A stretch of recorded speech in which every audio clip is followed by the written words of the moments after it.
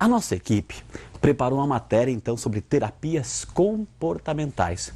Nós queremos convidar você a assistir conosco, até mesmo para darmos início ao bate-papo de hoje com o Dr. José Carlos sobre a matéria, sobre o tema. Vamos à matéria. O termo terapia comportamental constitui uma série de abordagens psicoterapêuticas. A intervenção é de curto prazo e foca o presente e aquilo que a pessoa deseja mudar. Este é o objetivo, através de sessões e tarefas, modificar o comportamento. A terapia comportamental é utilizada para aliviar sintomas como depressão, ansiedade, perturbação de pânico, problemas conjugais, luto, entre outros. Com a técnica, o indivíduo aprende a distinguir entre pensamentos, sentimentos e a própria realidade.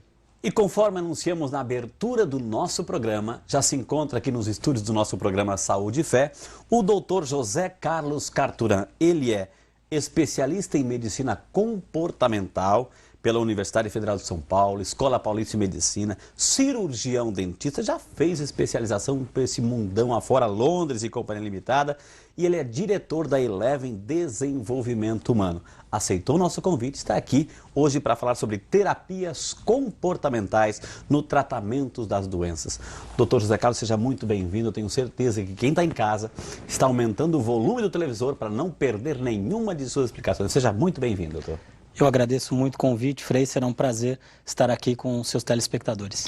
Doutor, quando a gente fala de terapias comportamentais, né, até mesmo para quem está em casa, na abertura eu falei assim de pensar positivamente, a importância do nosso cérebro, o que abrange essas terapias comportamentais? Hoje esse campo é muito vasto, o campo de estudos comportamentais, felizmente, é muito vasto. Quando nós falamos em terapias comportamentais, nós estamos falando na interação entre a mente e o corpo. Como os processos mentais, os processos de pensamento interferem significativamente no processo de saúde e doença. Hoje, e principalmente depois da década de 90, isso vem sendo comprovado cada vez mais pela neurociência, e essas terapias comportamentais, elas reúnem esses requisitos que fazem com que nós tenhamos uma variável maior de alternativas no processo de cura das doenças que somos acometidos. Doutor José Carlos, então a gente pode dizer assim que tanto a doença, ela pode começar aqui, como a cura pode começar em nossa cabeça, não? Exatamente isso. Mente e corpo fazem parte de um processo e de um composto completamente ligado. Quando eu falo em saúde da mente, automaticamente eu falo em saúde do corpo. Quando eu falo em corpo saudável, eu falo em mente saudável. Existe até aquela máxima, mens sana in corpore sano. Isso tem muito a ver hoje e, repito, bioquimicamente hoje isso é comprovado pela neurociência. Exames de diagnóstico por imagem conseguem comprovar que o padrão dos nossos pensamentos interferem de maneira definitiva nesse equilíbrio que nós temos no nosso corpo. Nós chamamos isso de homeostase, esse equilíbrio que nós temos no corpo.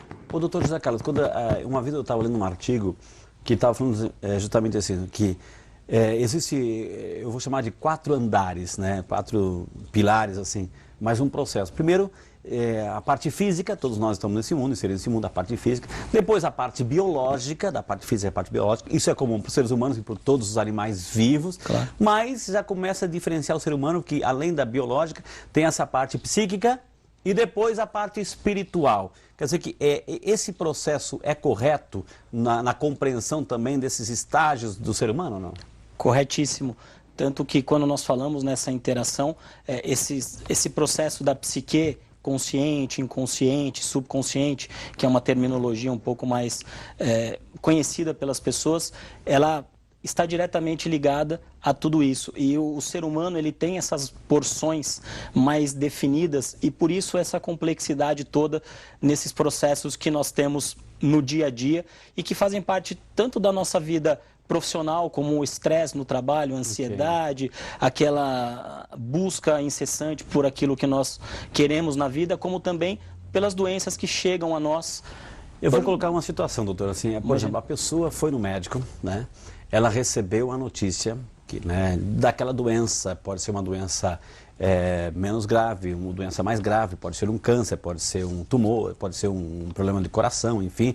ela recebeu a notícia, né? Recebeu a notícia. E aquilo para ela, como é que ela pode processar aquela notícia? Porque para alguns casos há um desespero muito grande, porque receber um tipo de notícia como essa não é fácil. O chão desaparece, a pessoa fica sem norte da vida, você entra no desespero muitas vezes, se não tiver onde se apoiar.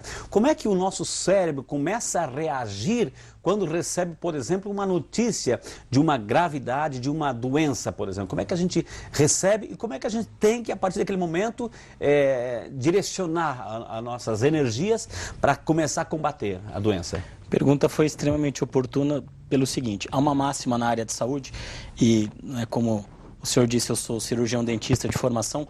Há uma máxima que diz que o paciente muitas vezes lida com a doença, mas não consegue lidar com o diagnóstico. Okay. E o que isso significa? Muitas vezes ele tem um câncer, por exemplo, há um tempo e não sabe disso. Ele começa a sentir os sintomas, acaba indo ao médico, fazendo os exames, e nesse momento o corpo clínico diz a ele que ele foi acometido por essa doença. A partir daí é que ele deslancha ladeira abaixo, porque ele não consegue se estruturar emocionalmente para lidar com uma situação dessas. Quando deveria ser exatamente o contrário. Quando nós recebemos uma notícia muito complicada como essa, que é uma notícia grave, difícil para qualquer pessoa, é essencial que nós mantenhamos o equilíbrio, a serenidade. Por quê?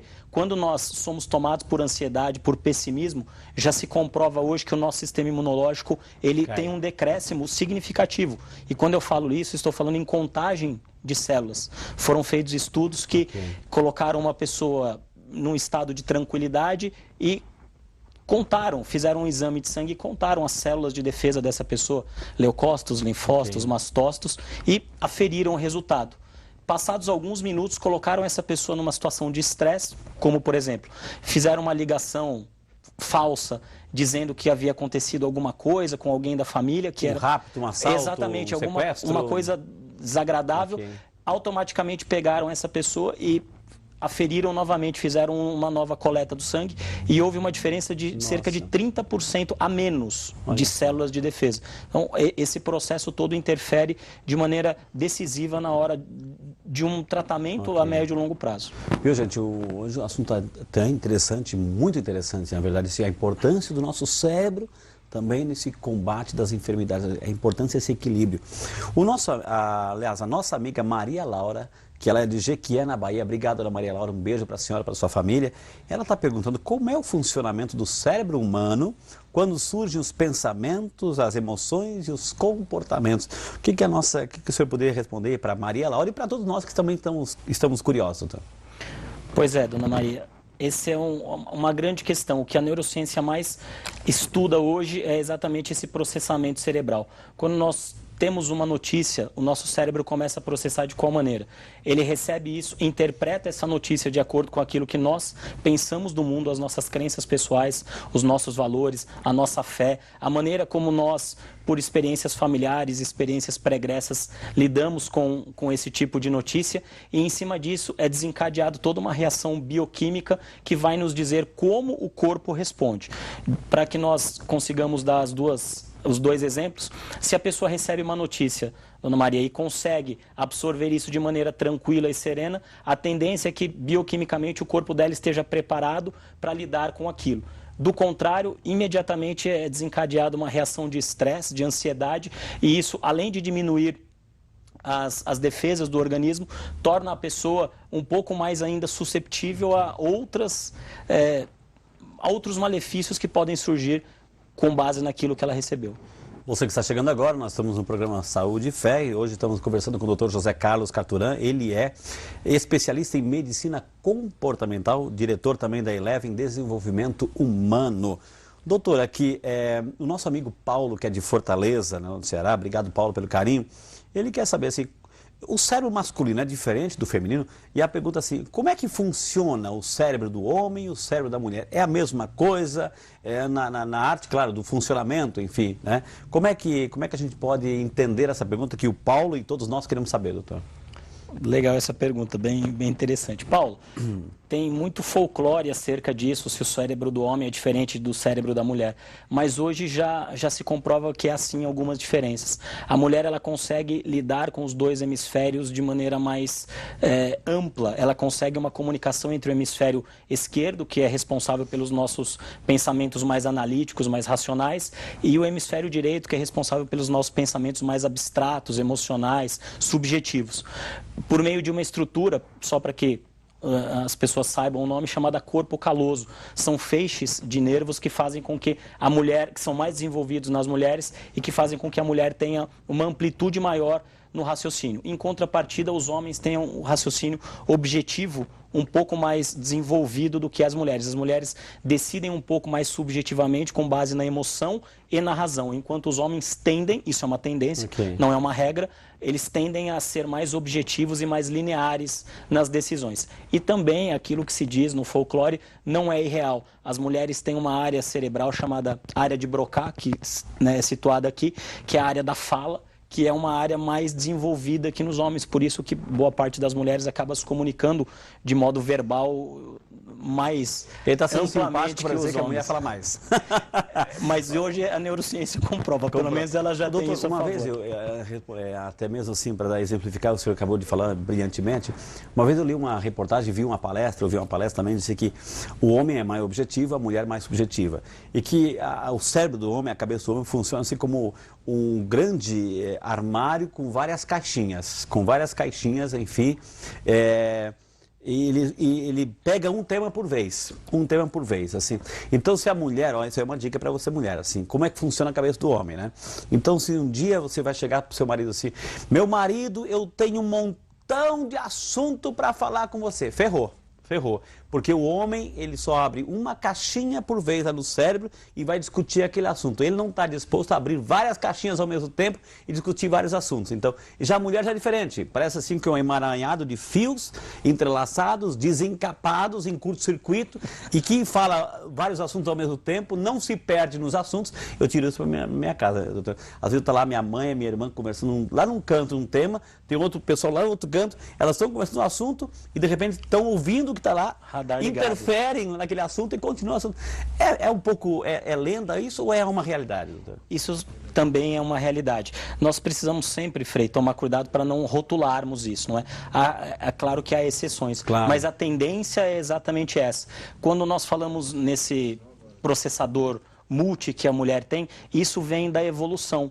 Isso vem, antigamente as mulheres elas precisavam ter essas multifunções, como tem ainda hoje. Hoje as mulheres trabalham fora, cuidam dos filhos, cuidam da casa, têm essa visão mais ampla e dão conta, o que as favorece. E o homem muitas vezes, quando ele já tem mais de uma coisa para fazer ao mesmo tempo, como o senhor bem disse, ele já se sente um pouco mais incomodado com isso, porque antigamente a função dele era caçar, num segundo momento proteger a família, num terceiro momento cuidar para que o alimento chegasse a todos. Então eram sempre funções muito bem determinadas que hoje estão nessas caixinhas que o senhor mencionou, enquanto a mulher sempre teve essa função mais plural, que fez com que, evolutivamente, hoje, o cérebro delas estivesse mais propenso a tudo isso. Então, quando você quiser conversar com seu marido, não diga, meu bem, eu tenho um montão, porque ele não está disposto a abrir várias caixinhas ao mesmo tempo. Imagina assim, várias caixinhas saindo do armário. Não, então, diga assim, meu bem, eu tenho um assunto para falar contigo. Aí ele senta e conversa. Agora, se você assusta com vários assuntos, ele sai de casa, vai pescar, vai viajar, e depois ele volta. Então, é uma técnica para você aí saber conversar também, entender o cérebro do outro, né, na hora de um bate-papo gostoso. Doutor, assim, agora, o senhor citou várias vezes estresse, né, ansiedade. O que produz o nosso cérebro em situações como essa, doutor? Quando nós falamos em estresse, em ansiedade, não é, Frei? Nós falamos nas tais doenças modernas. Antigamente se falava muito pouco nisso, quando boa parte dos telespectadores eram crianças.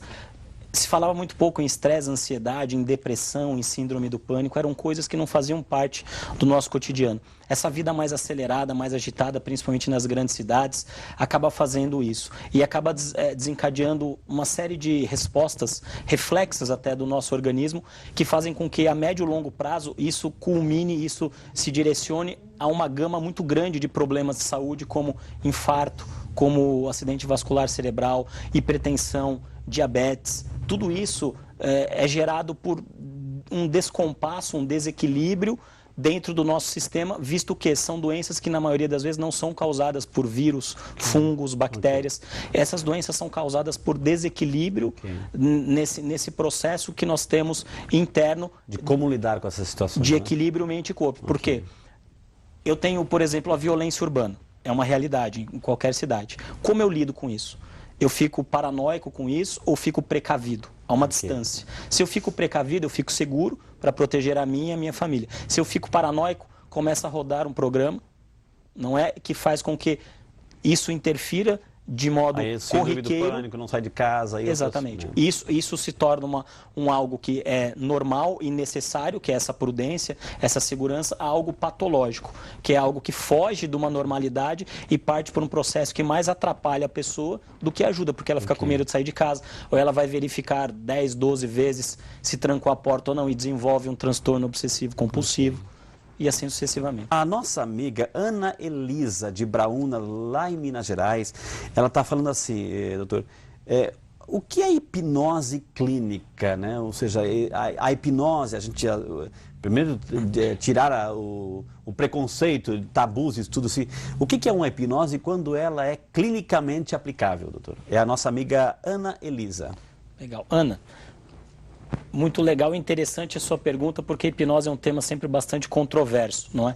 Há muito folclore acerca do tema, até por desconhecimento. E medo, certo medo também, muito né? Medo. E o medo eu acho até, Frei, que vem desse desconhecimento. As pessoas ficam imaginando coisas e têm experiências, normalmente, com o que elas veem na TV, que é aquela hipnose de palco.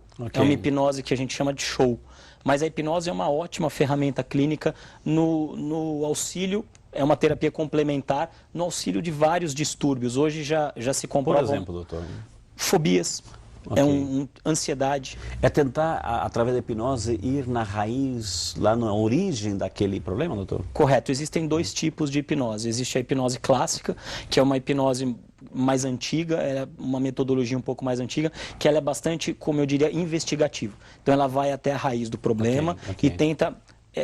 usar processos que façam com que a pessoa perceba que aquilo não precisaria ter uma repercussão muito grande. Para que fique claro um exemplo, até para que os telespectadores entendam mais corretamente, muitas vezes uma pessoa hoje tem medo de falar em público. Hoje, com uma idade adulta, suponhamos 30 anos. E esse medo foi gerado anteriormente, esse medo foi gerado quando ela era criança. Por uma situação na escola, onde ela foi falar, apresentar um trabalhinho, um amigo fez uma brincadeira, ou o professor foi muito severo e tudo mais. Bullying lá atrás. Né? O que antigamente já acontecia e hoje se chama bullying, não é? O que acontece é que o cérebro processa aquela informação naquele momento e cria um padrão, uma referência que diz assim: quando você se expõe, você se dá mal. Isso é desagradável para você. Evite isso.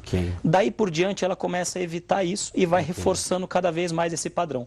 Mas hoje, com 30 anos, talvez ela tenha, certamente ela tem outros recursos que façam com que ela perceba que não é mais nocivo, não é mais desagradável se expor. Ela pode se expor porque ela consegue hoje falar em público como ela talvez não conseguiu naquele momento. Então a hipnose clássica vai buscar essa raiz.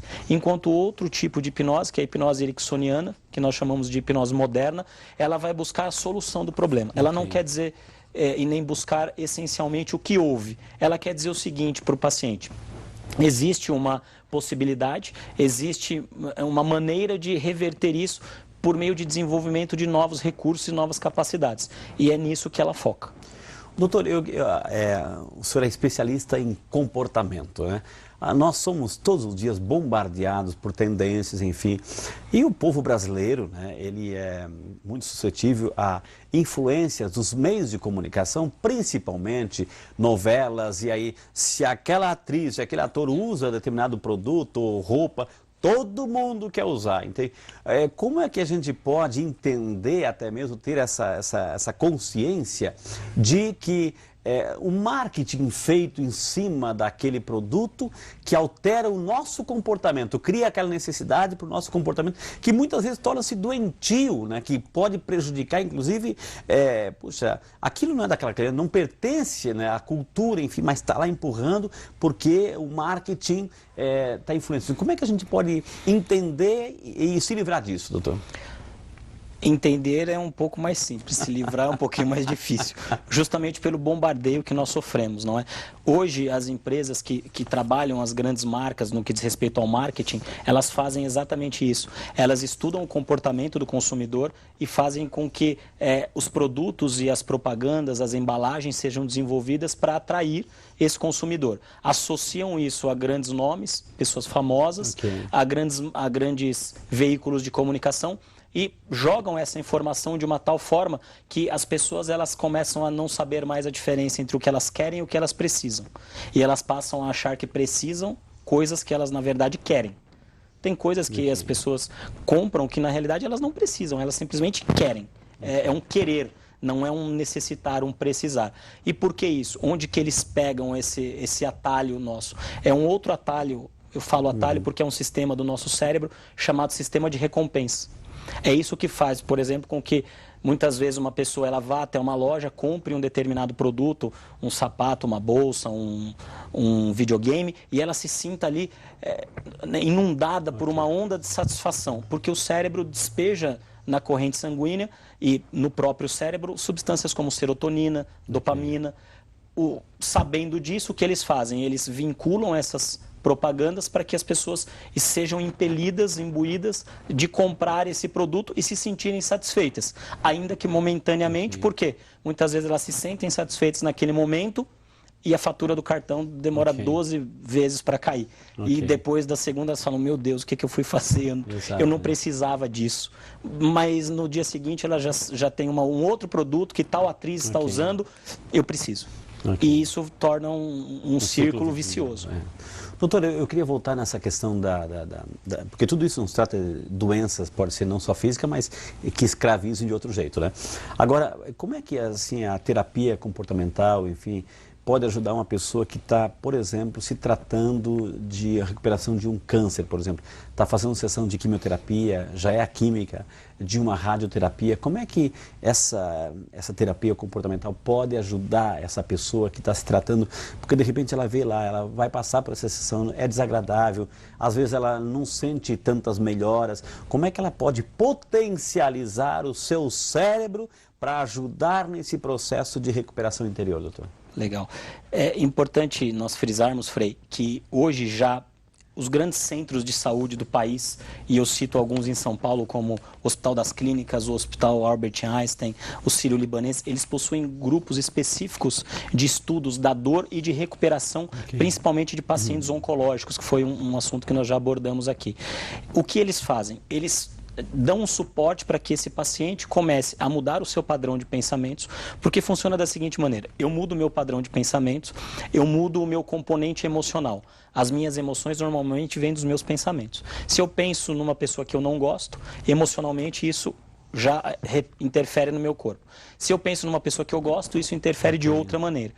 O trabalho desse grupo é dar um suporte para que essas pessoas consigam entender os seus padrões de pensamento, mudar aqueles que são nocivos, principalmente aqueles referentes ao tratamento, e dessa maneira potencializar aí sim os efeitos que o cérebro pode gerar para que eles recebam uma quimioterapia, que normalmente é muito forte, uma radioterapia, e reajam bem a isso. E principalmente em pacientes onde esse acometimento, seja por um câncer ou por alguma outra questão, também traga a dor, que os pacientes consigam lidar melhor com a dor. Nesse momento entra a hipnose, como já foi citada, a terapia cognitivo-comportamental, a psicoterapia breve, psicanálise. Existem vários outros meios de terapia, cada um com a sua característica, os seus benefícios, que dão um suporte para que essa pessoa tenha uma sequência melhor no tratamento. Gente, nós aprendemos hoje, gente, que bonito o tema de hoje. Eu estou gostando demais, porque às vezes a gente se trata daquela doença, busca remédio, toma remédio, enfim, se trata, mas tudo vai depender também do nosso equilíbrio emocional, psíquico, nosso cérebro, a importância dos nossos cérebros, nossos pensamentos nessa luta, nesse combate de todas as enfermidades. Infelizmente, televisão é tempo também, gente. Hoje tivemos o prazer de conversar aí com o Dr. José Carlos Carturan. Ele é especialista em medicina comportamental pela Universidade Federal de São Paulo, Escola Paulista de Medicina, já fez cursos por esse mundão afora, gente. Ele é também cirurgião dentista, cirurgião dentista, ele é diretor da Eleven Desenvolvimento Humano, né? Quem quiser entrar em contato, tá aí o telefone, gente, na tela para você copiar, 12 3302 0111. 3302-0111, está na tela para você copiar. Quem quiser mandar um e-mail também é fácil. Pode copiar com calma que a gente deixa com calma para você. Contato @ Eleven, com 2 L's, Eleven, DH, de Direitos Humanos, Desenvolvimento Humano, .com.br, contato @ elevendh.com.br. Doutor José Carlos, em nome do nosso programa Saúde e Fé, foi uma aula, o senhor se comunica muito bem, é muito simpático, eu tenho certeza que quem está em casa aprendeu a importância do sério pensamento positivo, do comportamento aí no combate de todas as enfermidades. Se entrarmos em contato com o doutor, o senhor volta em outros programas? Será uma grande satisfação. Agradeço demais a oportunidade, o carinho das pessoas que enviaram as perguntas e sempre à disposição para colaborar com esse programa e com as dúvidas das pessoas que sempre existem acerca do comportamento humano. Que Deus abençoe. Parabéns pelo seu trabalho. Eu tenho certeza que está fazendo a diferença. Se tem alguém no país, gente, no mundo afora, que entende terapia comportamental, esteve aqui no programa de hoje, a gente vai trazer em outros programas. Pode ter certeza. Eu sei que você gostou e a gente